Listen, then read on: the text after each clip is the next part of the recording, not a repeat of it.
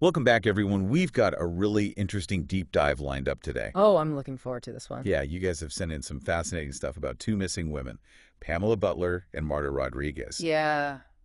Initially, their stories seem, totally separate. Right. But as we dig into these sources, we're going to uncover a pretty shocking connection. It's amazing how these things intertwine, you know? Right. Like you wouldn't expect it, but it just goes to show you how complex these things can get. Absolutely. So Pamela Butler, let's start there. Okay. 47-year-old woman vanishes from her home in Washington, D.C. in 2009. Mm-hmm. And what really stands out from the sources is just how meticulous she was. Right. Very organized. Yeah, the kind of person who never left her bed unmade, Yeah. And that's why the scene at her house becomes so unsettling. Yeah, that's where it gets weird. Right, you've got the unset alarm, the open window, the missing bed sheets. Those details, they don't match up with her personality at all. No, her family was adamant that she wouldn't even leave the house without making her bed. And the bed sheets are gone. That's strange. Yeah, totally gone. Wow. And then you add on top of that the security footage. Oh, right. The footage. Showing her boyfriend at the time, Jose Rodriguez, going in and out of the house with garbage bags and cleaning supplies. After she disappeared. After she was last seen, yeah. Suspicious. Big red flag, right. For sure. Okay, so let's back up a bit. All right. Set the scene for everyone. Okay. Valentine's Day weekend, 2009. Right. Pam vanishes. Mm-hmm. No one can reach her. Nobody. And her mom, Thelma, is freaking out, understandably. Of course, yeah. They talked almost every day. Wow. So Thelma and Pam's nephew, Brandon, Okay. they go to her house and find a note from Jose. A note. Yeah, saying he stopped by. Okay. But it wasn't dated or anything. That's odd. Right. And they also found out from her work that she'd requested Monday and Tuesday off. So she should have been home. Exactly. Oh, and another weird thing. What's that? They find this elaborate security system at her house, Oh, wow.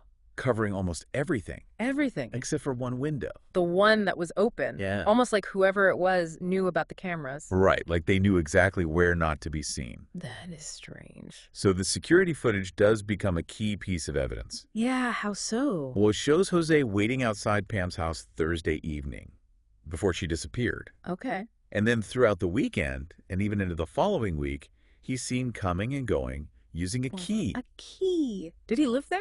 Well, that's the thing. Okay. And these aren't just quick trips in and out. No. He's carrying out large garbage bags, a bucket of cleaning supplies. Like he was cleaning up. Yeah, almost like he was trying to erase something. That's what it sounds like. Right. Definitely raises suspicions. So, of course, the police get involved. Right. They bring in cadaver dogs. Oh, wow. And those dogs hit on Jose's car, His car. specifically the back seat and trunk. Oh, no. And on several spots inside Pam's house, too, including her washing machine. That's not good. No, not at all. So they were already treating it like a possible homicide. It seems that way, even without a body. And Jose is right at the center of it all. Yeah, those dogs put him right in the spotlight. Makes you wonder what else they found. Well, they searched his apartment, Uh-huh. took some of his belongings for testing. Yeah. But it seems like nothing concrete came of it, at least not right away. Right. Sometimes those things take time. Yeah, and to make matters worse, Jose starts giving these conflicting statements About. about the breakup with Pam, why he was at her house. Oh, boy. He even goes to the media at one point, complaining that everyone thinks he's some kind of Houdini who can make bodies disappear. Talk about not helping your case. Right. Like, dude, come on. Yeah, that's not a good look. But to be fair, the police were looking at other potential suspects, too. Oh, yeah. Like who? Well, there was Pam's nephew, Brandon. Brandon. Okay. They'd had some arguments over money. Ah, money. Always a motive. Right. And then there was her brother, Derek, Derek. who also had some financial ties to Pam. So both of them had potential motives. And there were even anonymous tips claiming that Derek wasn't as close to Pam as he pretended to be. Oh, interesting. But none of these leads really went anywhere, and the case went cold. For years. For years. That's got to be frustrating for the family. Oh, it was, especially for Pam's family. They felt like if her case had gotten more national attention, Right. like some other missing persons cases we've seen, Yeah. maybe things would have been different. It does make you think about how some cases get more attention than others. Absolutely. It's an important point to consider. For sure. So Pam's case stayed cold until 2016, Okay. when a new detective, Mike Fulton, gets assigned to it full-time. A fresh set of eyes. Exactly. He goes back, reviews all the evidence. Including the security footage. Yep, and that's when he notices something no one else had seen. What was it? The motion sensor lights outside Pam's house. They weren't activating They weren't. in the footage, yeah, like someone had tampered with them. Someone like the person carrying out garbage bags in the dark? Maybe. It's like they were trying to stay hidden. Wow, that's a huge detail. Right? It definitely changes things. And there's more. Really? Detective Fulton also thought he could see Pam's keychain in Jose's hand in the footage. But didn't Jose say he was using his own keys? That's what he claimed, yeah. So that doesn't add up. Not at all. And when you consider that the footage showed Jose waiting for Pam outside her house on Thursday evening. Meaning he didn't have a key then? Right. So the whole story about the breakup and her handing over a set of keys, it just doesn't make sense. No, it seems fishy. But the real turning point, the moment that everything changes, is when Detective Fulton talks to Jose's son, Hansel. Hansel. Okay, I don't think we've heard that name yet. Right. This is where things get really interesting. And up until this point, we've been focused on Cam's case. But Hansel's testimony, it becomes this bridge that connects it to another disappearance. Another one. One that happened 20 years earlier. Wow. This is where Marta Rodriguez enters the picture. Marta Rodriguez. Jose's first wife, who vanished under mysterious circumstances in 1989.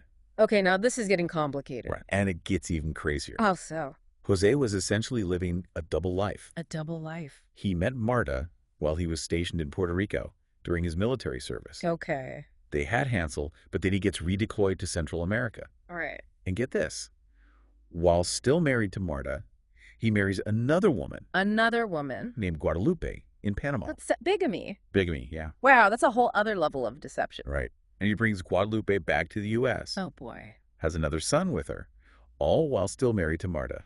This guy is something else. Eventually, Marta finds out about Guadalupe. Of course. And ends things with Jose. Makes sense.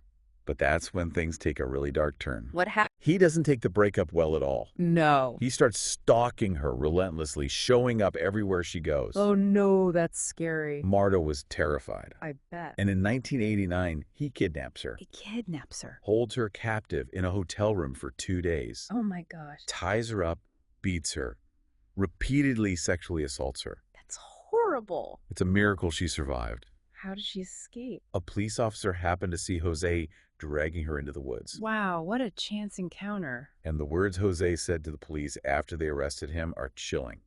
What did he say? I'd rather see her dead than be with someone else. That's bone-chilling. Right, like talk about a red flag. Yeah, that's a major warning sign. So the charges against Jose for kidnapping Marta were dropped. Dropped. Why? Marta was too afraid to testify against him. After all that, I can't blame her. And about a week later, Marta disappeared. She disappeared. Never to be seen again. This is awful. It is. And so now, back to Hansel. Okay, Hansel. He grew up thinking his mom had run off with drug dealers. Oh, wow. But there was something he remembered from his childhood that he decided to tell Detective Fulton. Something you remember. When he was about 10 years old. Okay. He was hiding from his dad in the library. Hiding in the library. And he found a note written by Jose. A note. What did it say? It said, I, Jose Rodriguez, am responsible for Marta's disappearance. He wrote a confession. A handwritten confession tucked away in a library. That's a bombshell. Right. So he admits to it. With this new information, Detective Fulton starts digging even deeper into Jose's past. What did he find? He finds more victims. More victims. Women who tell these horrifying stories about being kidnapped, sexually assaulted, threatened with death by Jose. This guy's a monster. It's a pattern of abuse. Yeah, it's clear this wasn't just a one-time thing. And it was Hansel's testimony, along with all the other evidence Detective Fulton had gathered, that finally led to Jose's arrest in April of 2017. 8 years after Pam disappeared.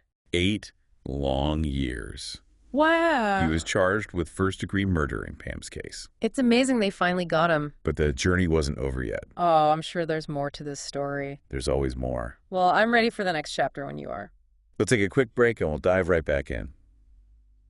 All right, so Jose is finally behind bars, charged with Pam's murder. You'd think that would be it, right?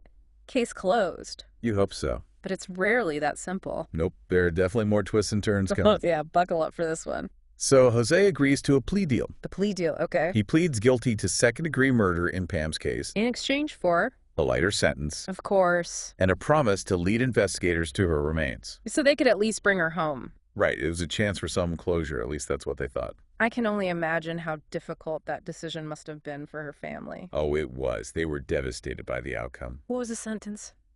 12 years. 12 years. That's it, 12 years for taking a life.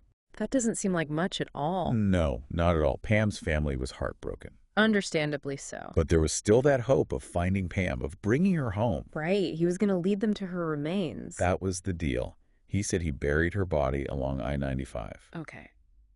So investigators and Pam's family, they head out to the location Jose gave them. And get this. What? The exact spot where he said he buried her. Yeah. It had been paved over during road construction. You're kidding. Gone. Just like that. Are you serious? Completely gone. Oh my gosh, that's awful. It was like a punch to the gut. They were so close. To finally finding her. And then it was just gone, ripped away. That poor family. Especially her brother, Derek. He was just crushed. They'd been fighting so hard for her. But there's another twist coming. One that no one saw coming. Another one. As they're searching for Pam's remains along I-95. Okay. A member of the search team has this sudden flashback. A flashback? Yeah, he remembers another set of remains being found in that same area. In the same area? Back in 1991. Wow, years before Pam disappeared. And those remains were never identified. This is unbelievable. Like something out of a movie. Okay. So what did they do? They decide to compare DNA from the unidentified remains to a sample from Hansel. Hansel, Jose's son. Yep. And get this. What? It's a match. You're kidding me. The unidentified remains belong to Marta. Marta, his first wife. The one who disappeared 20 years earlier. This is incredible after all this time. A bittersweet victory for Derek, you know. Yeah, still no Pam. But finding Marta's remains brought some closure to another family who had been suffering for years. That's true. It's amazing how these things happen. And he didn't stop there. He made it his mission to make sure Jose was held accountable for Marta's death, too. Good for him. He knew that cases involving missing persons of color often don't get the attention they deserve. Right, that's a real problem. So he spent the next 2 years advocating for Marta, meeting with prosecutors, organizing rallies. He was determined to get justice for her. He even brought a media crew to the prosecutor's office at one point. Oh, he wasn't messing around. And his efforts paid off. In 2019, Jose was charged with first-degree murder in Marta's case. Finally. Justice delayed, but not denied. Exactly. Jose ends up pleading guilty to second-degree murder in Marta's case as well. And what was the sentence this time? This time he got the maximum 40 years in prison. 40 years? That's more like it. And Derek's fight didn't end there. No. He joined the board of the Black and Missing Foundation. Oh, wow, I've heard of them. They do amazing work, bringing attention to missing persons cases involving people of color. It's so important that these cases get the same attention as others. Exactly. And Derek, he kept his promise to his sister. What promise? He vowed that if anything ever happened to her, he would never stop looking for her. And in a way, he's still looking. He's making sure others like her aren't forgotten. That's powerful. So we've talked about the tragic events, the legal battles, the fight for justice. It's been a lot. But this deep dive has also shown us a lot about the systemic issues at play here, wouldn't you say? Absolutely. It's impossible to ignore them. Like the fact that Jose was able to operate undetected for so long. The way abusers can manipulate and control their victims. And the disparities in how missing persons cases are handled. Especially when it comes to race and socioeconomic status. It makes you wonder, how many other cases are out there? How many voices are still waiting to be heard? That's a question we all need to be asking. And it's a call to action, a reminder that we all have a role to play in addressing these issues. Before we wrap up, I'd love to hear your thoughts. What resonated with you the most from all of this? So much to unpack, but I'm curious, what stood out to you? It's crazy, right? So many things stuck with me from this whole thing. I know, right? It's hard to pick just one.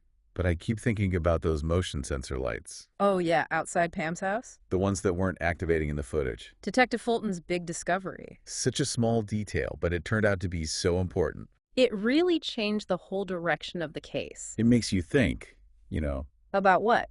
Sometimes the truth is right there in front of you. Hidden in plain sight? Exactly. It's those little inconsistencies, those things that don't quite add up. That can unravel a whole web of lies. But beyond this specific case, I keep coming back to the bigger issue, domestic violence. Right, it's a huge problem. Jose's actions, they weren't just isolated incidents. No, it was a clear pattern of abuse, of control. Spanning decades. We see this so often, unfortunately. And it makes you realize how important awareness is. And support for victims, These crimes, they often happen behind closed doors, you know. shrouded in secrecy and shame. We need to create an environment where survivors feel safe to come forward. Absolutely. A place where they can get the help they need. And it can't just be about reacting after the fact. Right. Prevention is key. We need to be talking about healthy relationships, about respect. Early on, in schools, in families. Giving young people the tools to recognize the red flags.